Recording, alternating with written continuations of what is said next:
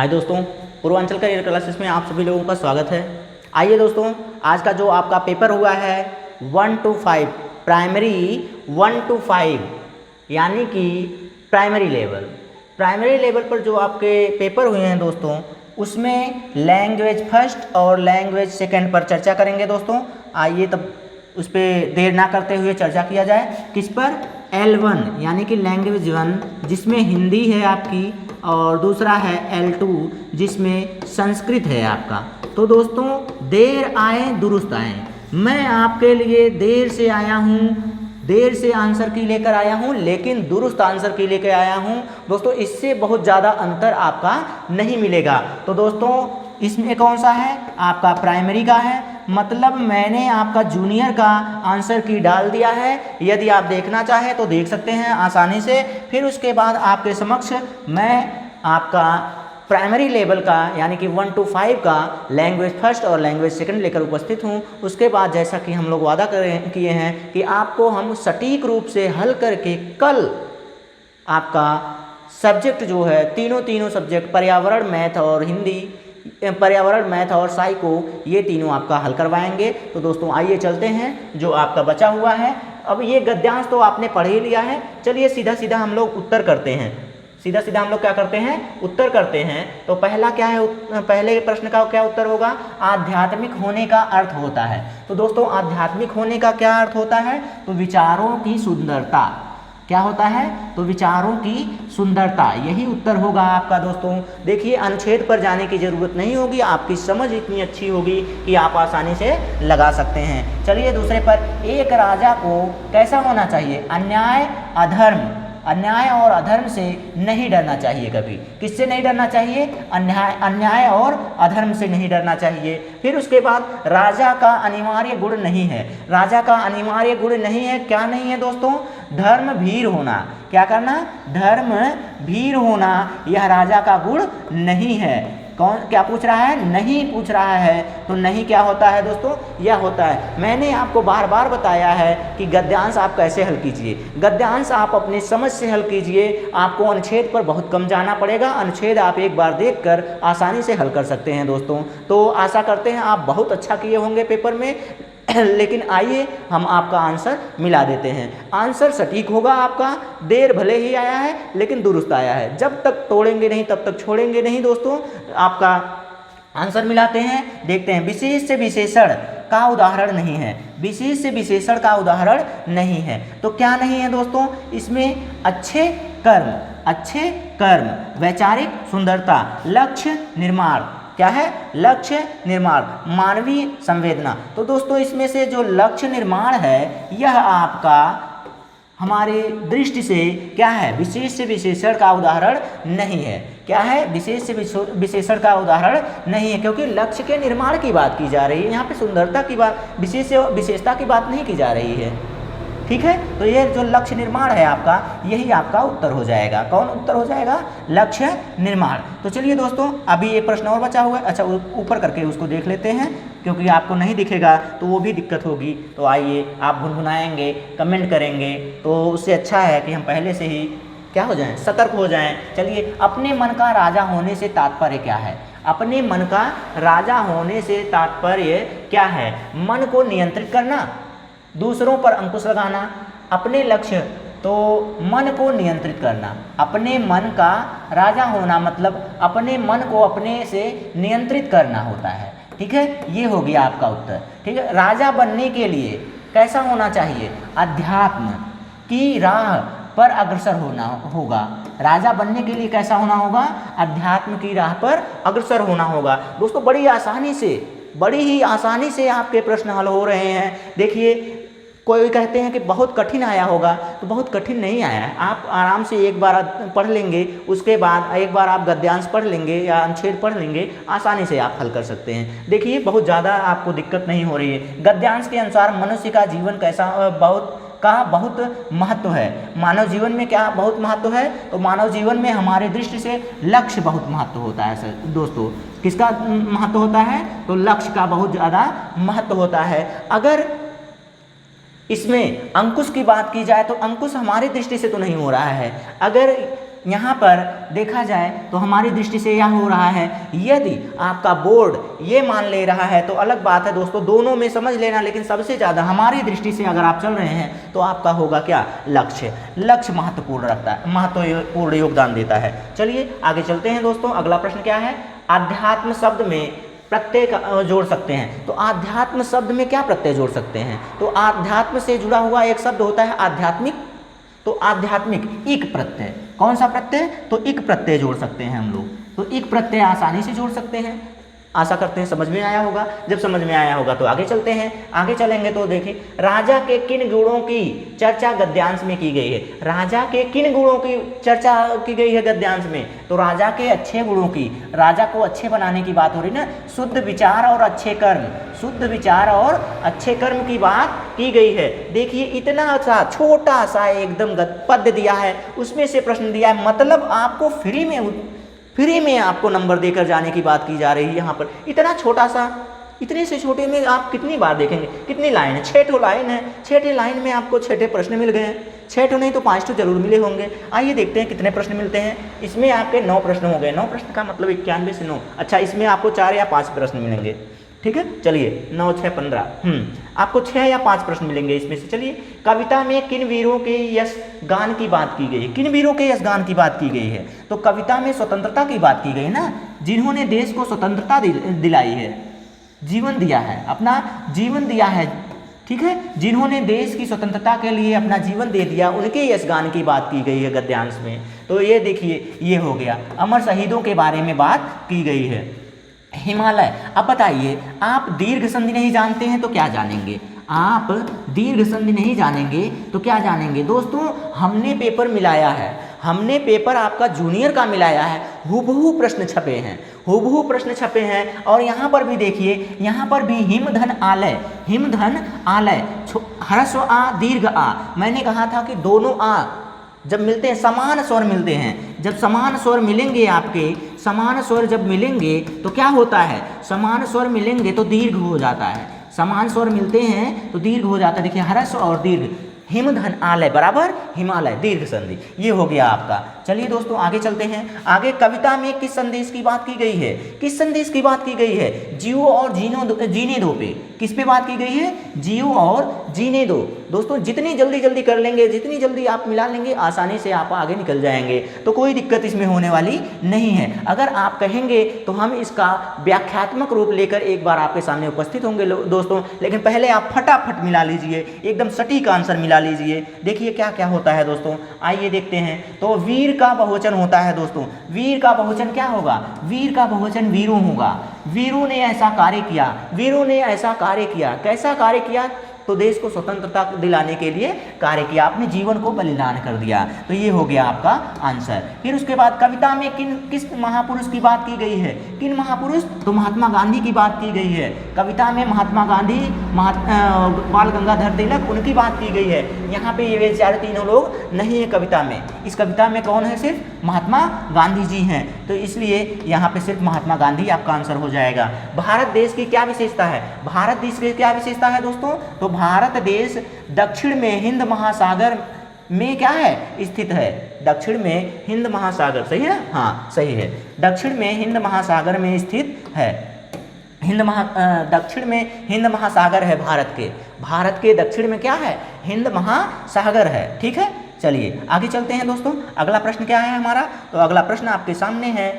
अच्छा, आपका अनुच्छेद खत्म हो गया है, अनुच्छेद खत्म हो गया है, पद्य खत्म हो गया है। अब चलते हैं आपके पेडागॉजी पर, शिक्षण पर। तो यह अधिगम एक प्रकार का है जिसमें बच्चे को उच्च स्तरीय मानसिक प्रक्रियाओं जैसे बुद्धि तर्क आदि करने की बात की जा रही है दोस्तों। तो इसमें कौन सा हो जाएगा, तो क्या हो जाएगा इसमें, तो मानसिक और बुद्धि तर्क। तर्क का मतलब कहाँ पे आएगा, तर्क का मतलब आएगा संरचना अधिगम में, किस में आएगा, तो संरचना अधिगम में आएगा दोस्तों, संरचना अधिगम, ठीक। चलिए आपके प्रश्न, आपके पेपर में प्रश्न हो सकता है आगे पीछे हो, आप मिला लीजिएगा, मैं इसीलिए पढ़ते भी चल रहा हूँ और दिखाते भी चल रहा हूँ, ठीक है। चलिए मिला लीजिएगा, आप जल्दी मिला लीजिएगा, वीडियो को रोक कर मिला लीजिएगा, लेकिन मिला लीजिएगा।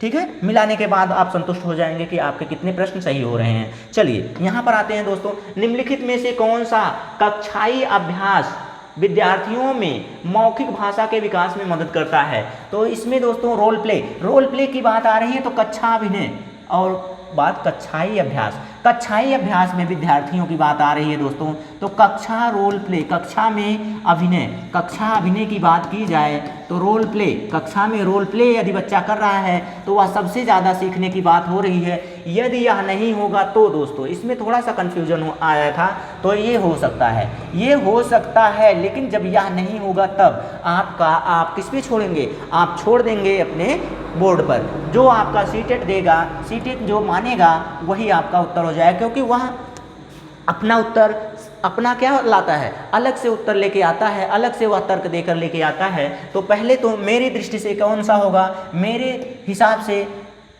कौन सा होगा, ये होगा, रोल प्ले वाला होगा।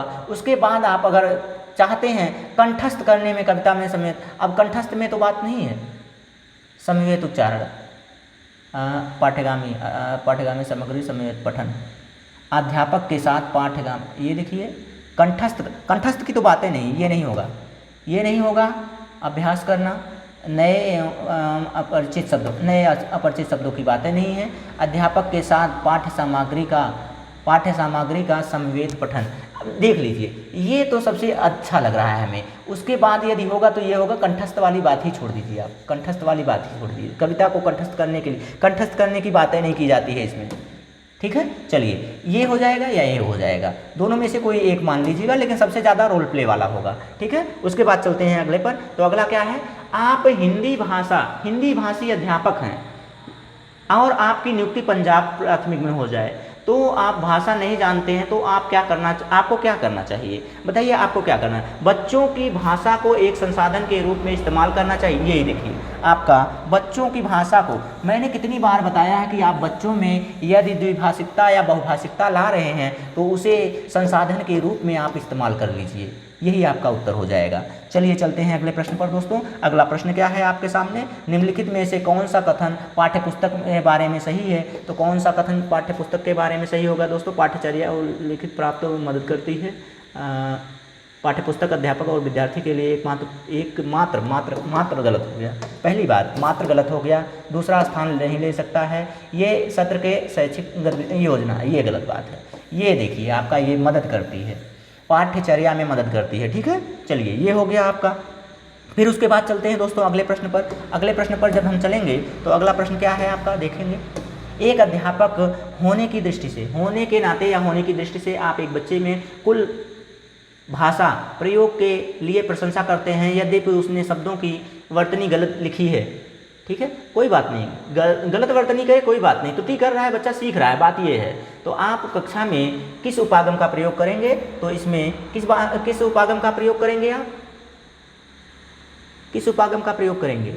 तो यहाँ पे कौन सा हो जाएगा दोस्तों, यहाँ पे आपका समग्र भाषा हो जाएगा। क्या हो जाएगा, समग्र भाषा हो जाएगा, ठीक है, समग्र भाषा का प्रयोग करेंगे। चलिए आगे चलते हैं अगले प्रश्न पर। तो अगला प्रश्न क्या होगा दोस्तों, कक्षा में मातृभाषा को स्थान ना देना किस विशेषता का है। तो श्रव्य भाषिक में हो गया, प्राकृतिक में हो गया, द्विभाषिक में भी आएगा, आप देंगे ही। प्रत्यक्ष विधि डायरेक्ट मेथड में प्रत्यक्ष होकर बच्चों को पढ़ाया जाता है। कक्षा में मातृभाषा को स्थान ना देना किस विधि की विशेषता है।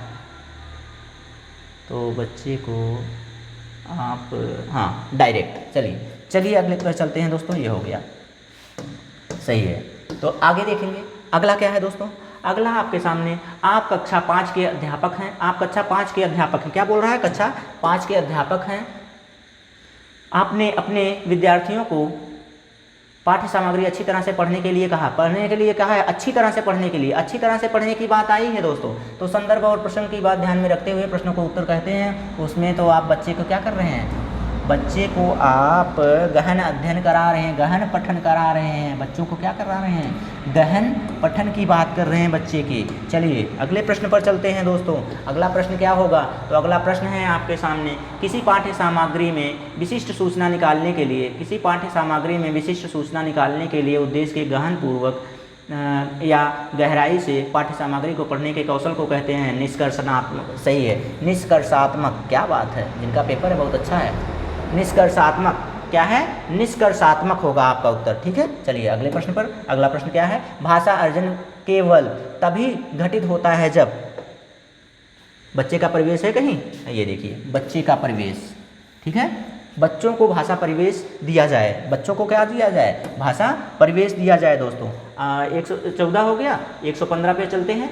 व्याकरण पढ़ने के लिए नियम उपागम अनुशंसा। नियम उपागम मतलब नियम प्रस्तुत करना, नियम उपागम मतलब नियम देना, बच्चों को नियम व परिभाषा सूत्र सिखाना, नियम परिभाषा व सूत्र सिखाना, यानी कि नियम प्रस्तुत करने चाहिए। ठीक है, ये आपका हो गया उत्तर, नियम प्रस्तुत करने चाहिए। ठीक, आगे चलते हैं दोस्तों। आगे क्या होगा हमारा, आगे चलेंगे। जब हम यह कहते हैं कि भाषा याच्छादृक है तो इसका तात्पर्य है। इसका क्या तात्पर्य है दोस्तों, भाषा के शब्दों के उनके अर्थों के बीच अंतर्निहित शब्द। ये देखिए, ये भी उत्तर सही है। क्या बात है, जिन्होंने लगाया है बहुत सही उत्तर लगाया है दोस्तों। क्या हो जाएगा, भाषा के शब्दों और उनके अर्थों के बीच अंतर्निहित संबंध होने चाहिए। क्या होने चाहिए, अंतर्निहित संबंध होने चाहिए। चलिए अगले प्रश्न पर चलते हैं दोस्तों। अगला प्रश्न क्या है हमारा, अगला प्रश्न क्या होगा, एक भाषा अध्यापक को चाहिए कि वह शिक्षार्थियों को स्वच्छंद लेखन के लिए प्रोत्साहित करके उनका स्वच्छंद लेखन का भी शिक्षार्थियों के लिए लाभ बताए। लाभ बताने का मतलब यह रचनात्मक प्रवाह के साथ हाँ ये देखिए सही है, यह शिक्षार्थियों को प्रवाह के साथ और रचनात्मक तरीके के साथ लिखने में प्रोत्साहित करने की बात की जा रही है। बच्चे को स्वच्छंद रूप से लिखने के अवसर प्रदान किए जा रहे हैं, अपने शब्दों में लिखने के लिए अवसर प्रदान किए जा रहे हैं। अवसर जहाँ पे बच्चे को प्राप्त हो वही सबसे सटीक आंसर होता है आपका सीटेट में। चलिए अगले प्रश्न पर चलें दोस्तों। तो अगला प्रश्न आपका है, किसी शिक्षक किसी टॉपिक पर मानस मंथन करने के बाद एक बालिका ने अपने अनुच्छेद नहीं लिख पा रही थी। एक बालिका अपना अनुच्छेद नहीं लिख पा रही, हालांकि वह वयस्क या सहपाठी के मार्गदर्शन में लिख लेती है। पहले नहीं लिख पा रही है लेकिन लिख ले रही है। लिख ले रही मतलब मदद ले रही है। मदद का मतलब इसके फोल्डिंग हुआ, क्या हुआ, इसके फोल्डिंग हुआ। इसके फोल्डिंग अच्छा है, मदद तो है आपके सामने। जब मदद और इसके फोल्डिंग है तो वह लिख ले रही है, सहारा लेकर लिख ले रही है, इसका मतलब इसके फोल्डिंग है। चलिए अगले प्रश्न पर चलते हैं दोस्तों। अगला प्रश्न क्या है, तथ्यों से कहीं आगे जाकर अनुमान लगाने का तरीका होता है। तथ्यों से कहीं आगे जाकर अनुमान लगाने का तरीका होता है। कैसा तरीका होता है, निष्कर्ष निकालना होता है, या फिर पाठ्य सामग्री का विस्तार होता है, या फिर व्याख्या करना होता है, या फिर विश्लेषण करना होता है। तो क्या होता है दोस्तों, पाठ्य सामग्री का विस्तार, निष्कर्ष निकालना, तथ्यों से कहीं आगे जाकर, अपने तथ्यों से कहीं आगे जाकर अनुमान लगाना होता है। तो तथ्यों से आगे जाकर आप जाएंगे तो निष्कर्ष ही निकालेंगे। क्या निकालेंगे, निष्कर्ष निकालने की बात की जा रही है। क्या करेंगे आप, निष्कर्ष निकालना, निष्कर्ष निकालेंगे। तथ्यों से आगे जाकर आप निष्कर्ष निकालने का प्रयास करेंगे। चलिए अगले प्रश्न पर चलते हैं। 120 लास्ट प्रश्न है आपके हिंदी का, आपकी भाषा मातृभाषा का लास्ट प्रश्न क्या है। तो भाषा अधिगम में निदानात्मक परीक्षण, निदानात्मक परीक्षण मैंने आपको बार बार पढ़ाया है, तो इसमें बहुत ज़्यादा दिक्कत आपको नहीं होनी चाहिए। बच्चों की समझ में रहकर अंतरों को जानना, बच्चों की समझ में रहकर अंतरों को जानना, उपचारात्मक कदम उठाना। तो हाँ, यही आपका उत्तर सही हो गया, यही आपका उत्तर सही हो गया, बहुत सही। चलिए ये आपका हो गया। तो दोस्तों आपका कितना आंसर सही हुआ आप कमेंट करके ज़रूर बताइएगा।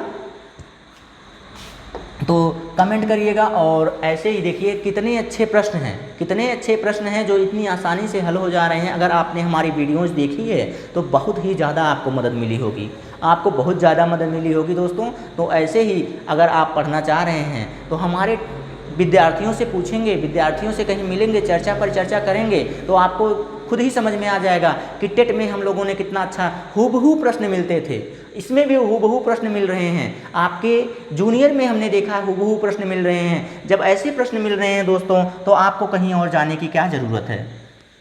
आइए हमारे साथ जुड़े रहिए। चलिए संस्कृत यानी कि सेकंड लैंग्वेज सेकंड पर चलते हैं। तो गद्यांश आप पढ़ लीजिएगा, गद्यांश पढ़ने का समय आपके पास अच्छे से है। अब आपने पढ़ा है, चलिए लगाते हैं आरण्यम। अब बताइए आरण्य, आरण्य का पर्यायवाची शब्द पूछ रखा है। आरण्य का पर्यायवाची शब्द आपको अगर आपने पढ़ा है तो आपको पता ही होगा, काननम। क्या होता है, काननम। ठीक है, चलिए लगाकर गलत काटा गया है बेचारा, 1 नंबर तो गया उनका। चलिए अच्छा ये देखिए अन्विष्याम, मैंने आपको इसके लिए ट्रिक बताया था। यदि आधे शब्द के बाद वा मिल रहा है तो अनु होगा। क्या होगा? ऊ की मात्रा लगेगी, ऊ की मात्रा लगेगी, अनु। अनु के बाद ई की मात्रा, अच्छा ई, यानी कि अनु के बाद ई कहीं शुरुआत हो रहा होगा। अनु कहीं है, हाँ ये देखिए अनुइष्याम, क्या है? अनु धन इष्यामि, क्या है? इष्यामि, अनुधन इष्यामि, यही उत्तर हो गया आपका। इसमें चौथे नंबर पे है, बाकी आपने चाहे जिस नंबर पे हो अनुधन इष्यामि लगा लीजिएगा। चलिए छीड़, छीड़ का आपका लीजिए, छीड़ का पूछ रहा है क्या अर्थ होता है, तो छीड़ का अर्थ होता है दुर्बल, छीड़ हो जाना, दुर्बल हो जाना, कमजोर हो जाना। ठीक है, तो ये हो गया आपका उत्तर। चलते हैं दोस्तों अगले प्रश्न पर। बहुत ही आसानी से देखिए, बहुत ज़्यादा दिक्कत नहीं हो। निर्गच्छत, निर्गच्छत, अब बताइए निर का उत्तर क्या होता है? नकारात्मक। नकारात्मक में आ लगा दीजिए आप। मैंने आपको दिखाया था, बताया था कि जैसे ही नकारात्मक शब्द दिखाने लगे, यानी कि बीता हुआ समय दिखाने लगे, तो आपका क्या होता है? कौन सा लकार होता है? तो लंग लकार होता है। कौन सा लकार होता है? लंग लकार, यानी कि भूतकाल। क्या होता है? भूतकाल का होता है। ठीक है, भूतकाल हो गया लंग लकार। चलिए बहुत ही आसानी से दोस्तों, आप अगर थोड़ा सा भी दिमाग लगाए होंगे तो आपको ये चीज़ें बहुत ही आसानी से हल हो गई होंगी। अगर नहीं हल हुई होंगी दोस्तों तो आपको हमारे साथ जुड़ने और अपने परिश्रम पर ज़्यादा ध्यान देने की आवश्यकता होगी। तो आइए दोस्तों चलते हैं अगले प्रश्न पर। अगला प्रश्न, अहम ते प्रभूत महारम दास्यामी, ऐसा किसने कहा था? ऐसा किसने कहा था?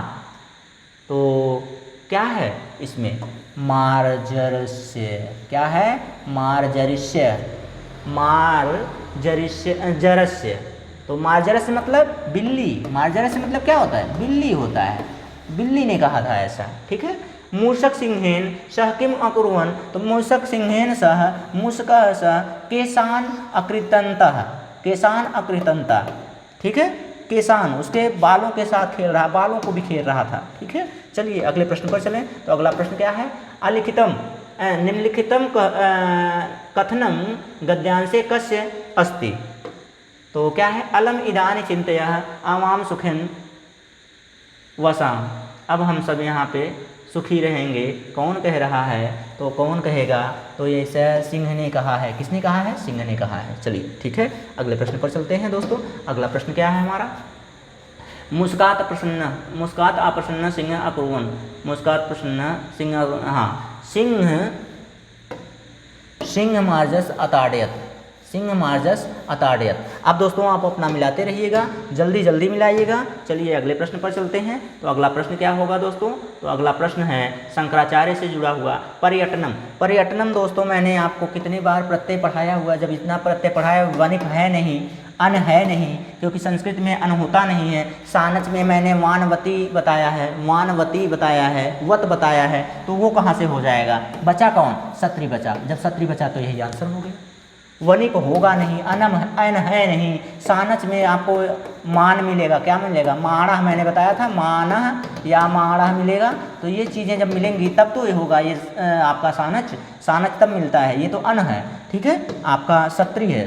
कौन हो गया? सत्री हो गया। तो चलिए आगे चलते हैं दोस्तों। आप यहाँ पर सिर्फ अपना मिला लीजिए, यहाँ पर सिर्फ अपना क्या कीजिए? मिला लीजिए। मिलाने के बाद हम आपको व्याख्या की तरीके से इसका सरलीकरण करके व्याख्या के रूप से एक वीडियो में लाएंगे, आपको समझ में आ जाएगा।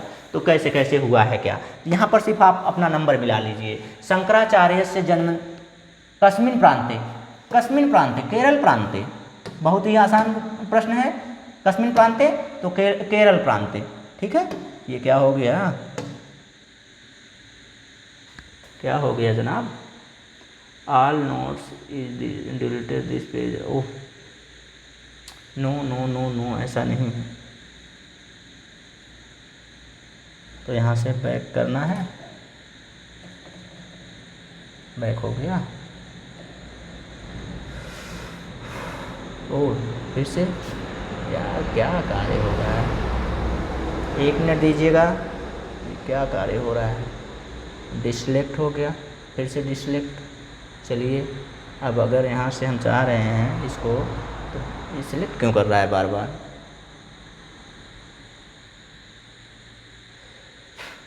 ओ माफ़ कीजिएगा, हाँ समझ में आया क्यों हो रहा था, बताइए। ऐसी ऐसी दिक्कतें आ रही हैं। हाँ, तो अगला प्रश्न देखते हैं दोस्तों क्या हुआ। अपना लेखन तो ले लें, लेखन सामग्री हमारी आई कि नहीं, आ गई। ये देखिए, थोड़ा सा डिस्टर्बेंस के लिए माफ़ी चाहेंगे दोस्तों।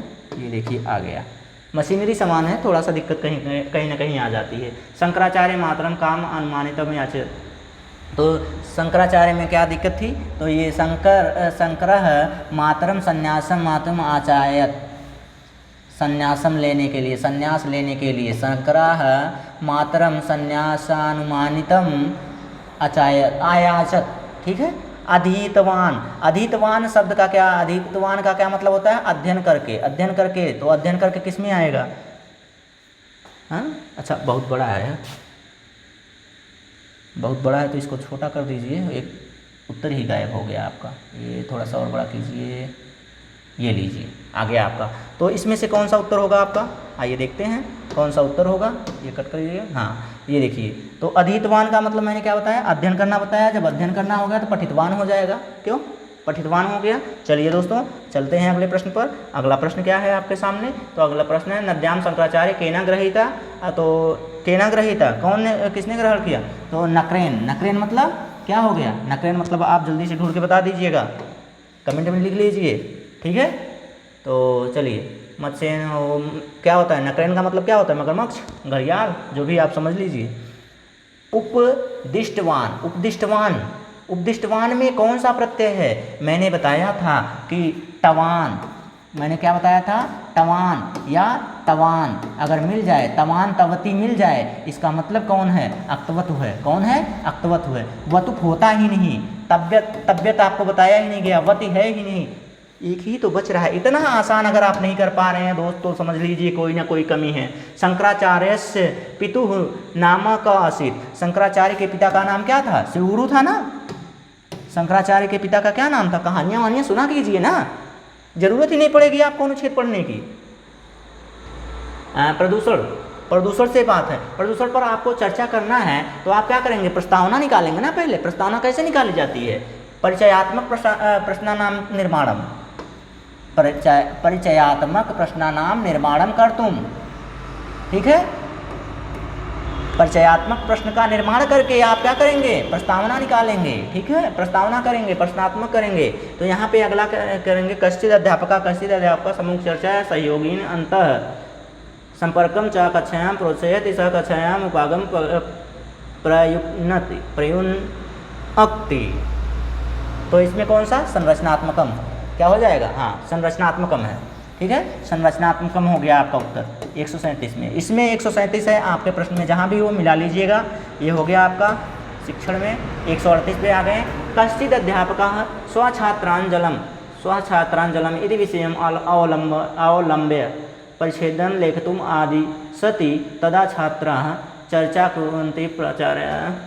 हाँ तो यहाँ पे क्या हो जाएगा, संप्रेषणात्मक पाठ्यचर्या, पाठ्यचर्या अंतर्गतया भाषया, ये हो जाएगा पाठ्यचर्या अंतर्गतया भाषया, ये हो जाएगा आपका किसमें, कश्चित् अध्यापक छात्रान् स्वजलम जलम इति विषयम में आपका क्या हो जाएगा, तो आपका हो जाएगा पाठ्यचर्या अंतर्गतया भाषाया। चलिए अगले प्रश्न पर चलते हैं दोस्तों, समय बड़ा कम है आपके पास, जल्दी जल्दी आप लगा लीजिए क्योंकि आप में उतावलापन होगा कि आपके कितने प्रश्न सही हैं, तो जल्दी जल्दी लगा के आगे निकलते हैं।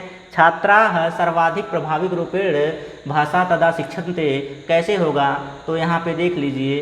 तो सबसे पहले यदा ते प्रेरिता भवन्ति, जब वह प्रेरित होते हैं, जब वह उत्सुक होते हैं, जब वह रुचि लेते हैं कक्षा में, तब जाके वह सबसे ज़्यादा सीखने का प्रयास करते हैं। कौन, बालक, ठीक है, सर्वाधिक रूप से।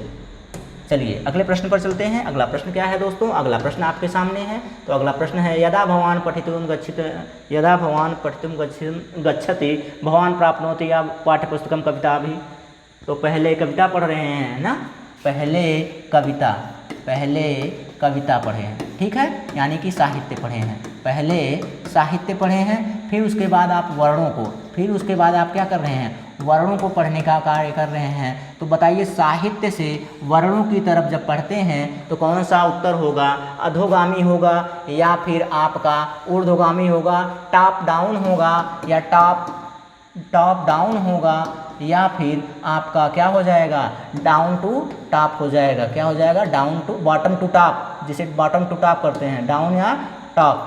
ठीक है, जो भी आप कहना चाहें कह लें। इसमें से आप बताएंगे, इसमें से बहुत आसान हम आपको कई बार पढ़ा चुके हैं, इसमें से दोनों में से आप बताएंगे। ये दोनों हमने काट दिया, चलिए ये दो हैं, दोनों में से अब आप बताएंगे दोनों में से सही कौन है। ठीक है, कमेंट जरूर कीजिएगा इस पर, ये हमने आपको बताया हुआ है, इसमें से आप जरूर लगाइएगा अपने से। चलिए अगले प्रश्न पर चलते हैं, क्योंकि बार बार हमने आपको पढ़ाया है वह इसलिए छोड़ दिया है। अद्य राजू अति प्रसन्ना है। अच्छा, राजू बहुत प्रसन्न है, क्यों प्रसन्न है देखते हैं। यथा विद्यालयम गच्छति, यथा स विद्यालयम, वह विद्यालय जाकर बहुत खुश है। स्वपरिवारे अगंतुम प्रथमा अस्ति, वह पहला है जो जा रहा है विद्यालय। तो इसमें पितरोवपि, हाँ तो इसमें आपका एवं राजू प्रथम कुला छात्रा, प्रथम कुल छात्रा, ये हो गया आपका। ठीक है, ये आपका उत्तर हो गया। चलिए आगे चलते हैं दोस्तों। अगर आपको विस्तृत रूप से जानना है दोस्तों तो हम आपको अगली कक्षा में लेके चले आएंगे, इसमें आपका उत्तर जल्दी जल्दी लेके चलते हैं। ठीक है, ये देखिए 142 स्वकक्षायाम कालम शिक्षेत भवान एकस्य जनस्य द्वयो चित्रयो प्रयोगः कुर्वन्ति। तो इसमें क्या हो जाएगा दोस्तों आपका, इसमें आपका क्या हो जाएगा, एकम चित्रम, बिना पूरा पढ़े तो उत्तर नहीं निकलता है। पंचदशम पूर्वम अंकितम द्वितीयं चित्रम इदानीयम एव भवान कक्षायां तस्य वर्तमान काले भूतकाले च चर्चां प्रारभते तस्य आकृत विषये स्वभाव विषये इदानीं भवान प्रयोगम कर्तुम। अब बताइए इसमें से कौन सा उत्तर आपका सबसे सही उत्तर होगा। तो इसमें से आपका संरचनात्मकम उत्तर होगा। इतना बड़ा प्रश्न देकर आप लोग तो घबरा ही जाते हैं, आप लोग डर जाते हैं, सहम जाते हैं, इसलिए आपका उत्तर गलत हो जाता है। चलिए इसमें से कौन सा होगा, संरचनात्मक व्याकरणम हो जाएगा। क्या हो जाएगा, संरचनात्मकम व्याकरणम हो जाएगा। चलिए कश्चिद अध्यापका वास्तविक जीव की बात हो रही है। वास्तविक जीव के पर हमने बताया था, वास्तविक जीव छात्रम यथा वृष्टिरोधकम क्या है, कीलव्यार्थकम स्क्रू ड्राइवर, क्या है, स्क्रू ड्राइवर है। ठीक है, रेनकोट है, वृष्टिरोधकम रेनकोट है, इन सब के बारे में बताया जा रहा है। जब कक्षा में वास्तविक चीज़ की बात लिया हमने आपको बताया हुआ था। एक प्रश्न एक बार हमने आपको लिया हुआ है आपके किसमें, प्रैक्टिस सेट में, आपके प्रैक्टिस सेट में हमने जोड़ा हुआ था। उसमें बताया था कि जब रियल वस्तुओं से दिखाकर बच्चों को पढ़ाया जाए तो वह रियलिया होता है, वास्तविक पदार्थ होता है, वास्तविक पदार्थ की बात की जा रही है। ठीक है, चलिए अगले प्रश्न पर चलते हैं। छात्रा समस्यानां समाधानम सामूहिक रूपेण युगले सामूहिकम, ये तो हमने प्रश्न ही करवाया है आपको, ये आपको प्रश्न ही करवाया है। इसमें आप अध्यापक भाषा समग्र संरचनात्मकम उपागम ये हमने आपको करवा रखा है। ये हमने आपको क्या करवा रखा है प्रश्न में, आपको प्रैक्टिस सेट में ये हमने करवा रखा है, ये प्रश्न ही आ गया है। ठीक है, चलिए चलते हैं स्वीकारणम। अब इसमें क्या है, अध्यापक रूपेण भवान एवं जानाति यत् भवतां छात्राणां कृते पाठे भाषा अति कठिनास्ति। भवान भाषां सरलां करोति, छात्राणां भाषा को सरल करके बच्चे को पढ़ाया जा रहा है। कठिन शब्दों को, बच्चे के कठिन शब्दों को सरल करके यदि बच्चों को पढ़ाया जा रहा है तो उसके अनुकूल बनाया जा रहा है। उसके कैसा बनाया जा रहा है, बच्चे के अनुकूल बनाकर, अनुकूलम हो जाएगा, क्या हो जाएगा, अनुकूल बनाकर बच्चे को पढ़ाया जा रहा है, बच्चे के अनुकूल बनाकर पढ़ाया जा रहा है कठिन शब्दों को, तो क्या हो जाएगा, अनुकूलम हो जाएगा आपका उत्तर। तानि कथानि यानि ज्ञानं कौशलं प्रवृत्ति वर्णयन्ति येषां च उपलब्धि विशिष्टकक्षायाः पाठ्यक्रमस्य वा अन्ते भवितया निम्नलिखितेषु कस्य अंतर्गत आयन्ति। संख्या परिणामे आधारभूत साक्षरता परिणामे अधिगम परिणामे अध्यापक। इसमें तो अधिगम हो गया, क्या हो गया इसमें, अधिगम परिणामे हो गया। चलिए चौथा वाला आपका उत्तर हो गया इसमें। अधिगम परिणामे हो गया। अगले प्रश्न पर चलते हैं दोस्तों। देखिए कितनी आसानी से प्रश्न निकल के आ रहे हैं आपके सामने। यदि आप समझ रहे हैं, यदि आप उसको प्रश्न को समझ ले रहे हैं तो आपको आसानी से समझ में आ जा रहा होगा। ठीक है, चलिए। भाषिक क्षमता क्या है? भाषिक क्षमता छात्रान सम अर्थान समर्थान करोति। अच्छा, भाषिक क्षमता में छात्र को समर्थ करोति, समर्थ बना रहे हैं। तो एतद् ज्ञातम कदा उपयुक्ता भाषा भविष्यति।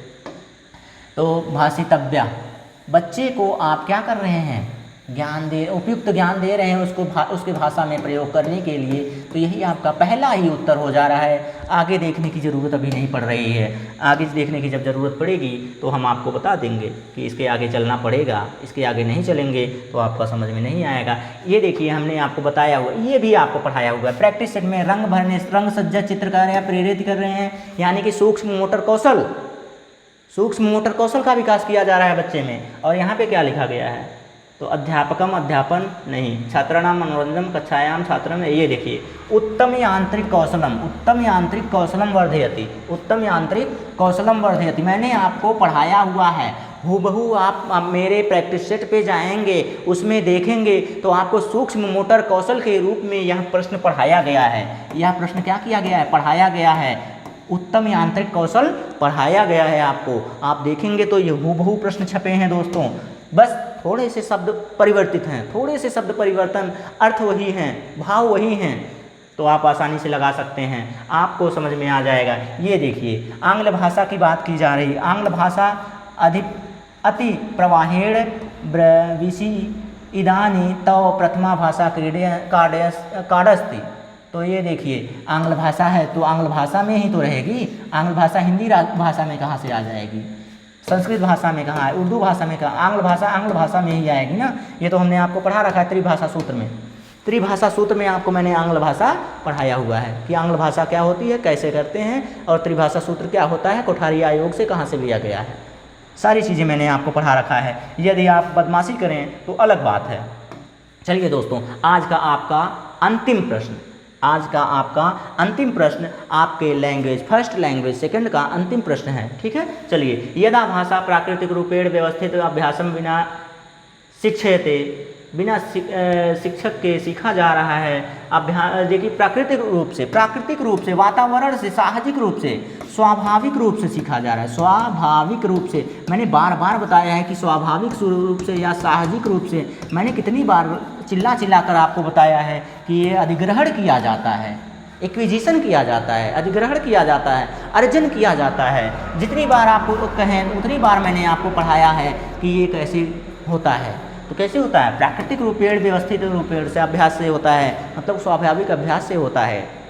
ठीक है, तो आशा करते हैं दोस्तों आपको समझ में आया होगा और आप कमेंट करके बताएंगे कि आपके कितने प्रश्न सही हुए हैं, कितना आपको समझ में आया था, आप क्वालिफाई हो गए हैं। ऐसा हमारा मन कह रहा है, ऐसा हमारा दिल कह रहा है कि आप आराम से क्वालिफाई हो जाएंगे और अपने लक्ष्य के लिए आगे बढ़ेंगे और हमसे आगे जुड़ेंगे। क्यों जुड़ेंगे? क्योंकि अभी आपकी मनोविज्ञान, पर्यावरण, गणित, ये सारे सब्जेक्ट्स बचे हुए हैं, उसको हम कल लेकर आएंगे, आपके सामने उपस्थित होंगे हम और हमारे शिक्षक उपस्थित होंगे आपके सामने। ठीक है, चलिए दोस्तों, आज के लिए बस इतना ही। धन्यवाद।